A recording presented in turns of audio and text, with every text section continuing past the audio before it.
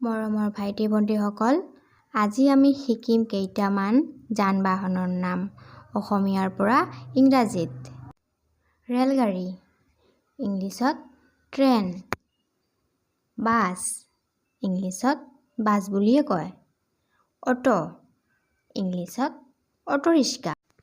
উৰাজাহাজ, ইংলিছত এৰোপ্লেন। জাহাজ, ইংলিছত শ্বিপ। চাইকেল, ইংলিছত বাইচাইকেল। মটৰচাইকেল, ইংলিছত বাইক। তাৰপিছত নাও, ইংলিছত বট। ঘোঁৰাৰ গাড়ী, ইংলিছত হৰ্চ কেৰিজ। গৰুৰ গাড়ী, ইংলিছত বুলাক কাৰ্ট। যুদ্ধ বিমান, ইংলিছত ফাইটাৰ জেট। আৰু মটৰ গাড়ী, ইংলিছত কাৰ। ভিডিঅ'টো ভাল লাগিলে প্লিজ লাইক, কমেণ্ট, শ্বেয়াৰ কৰিবা আৰু ছাবস্ক্ৰাইব কৰিবা। Thank U.